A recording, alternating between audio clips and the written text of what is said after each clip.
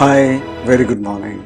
So today it's been a very absorbing, romantic morning, and I was discovering the power of the word observing itself. And I found that it is interesting that it contains, as a part of the word, this term serve, S-E-R-V-E. So suddenly a question went into my mind as to what kind of a serving it is. Observing, and I realized that it's an amazing combination of quite a few things. Observing at one level is to be fully present in the here and now, and observing what? You become the observer completely. Every part of your body is resonating with the environment, and there is a very natural absorption that takes place about the environment in a quiet kind of way. You start noticing beautiful things which otherwise you tend to miss out because you're not observing. There is also a feeling of completely evaporating and kind of becoming part of the environment itself.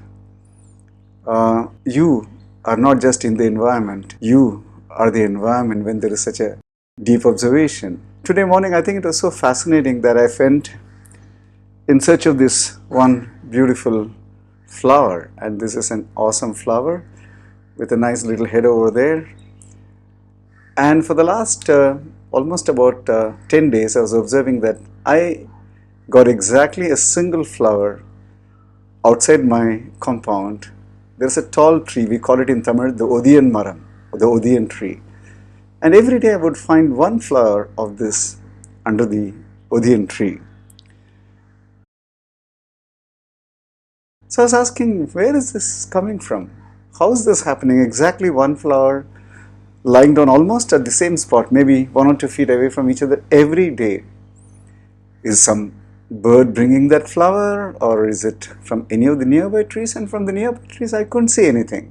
So I was full of absorption today, and as I was observing, I noticed that there was this bit of a wee red color 10-12 feet away. So I started following that, and another 10 feet, my God, I found out the magic. There was this awesome, we call it the Gulmohar tree. It's a Gulmohar tree type, but where we have these flowers coming in, and that would be about 50-60 feet away from my home, maybe the third compound wall. And that tree was in full bloom. So these little flowers into their larger shape, almost the palm size, and 1 or 2 of them have fallen off the tree and they were looking fascinating. I picked up 5-6 of these fallen flowers and brought them home.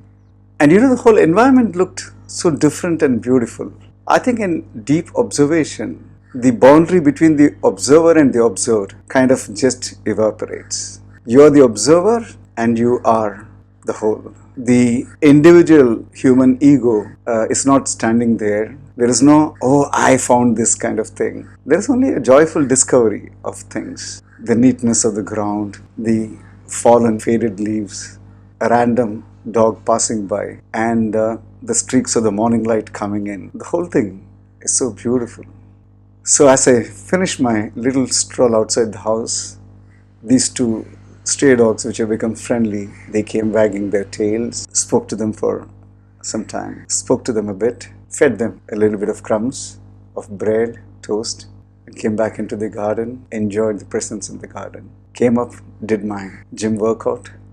Then I found this beautiful streak of sunlight hitting the ground and reflecting onto the face, so you can see that it's coming from there. And I said, I must share with my friends today this beauty of observing. And I'm fascinated by this idea that this conscious seeing or the conscious watching is a serving of one kind. And I'm going to dig deeper into this idea of what this service is all about. Observe. Have your own wonderful, curious, deeply inquiring day, and meet up with you very soon. All the very best.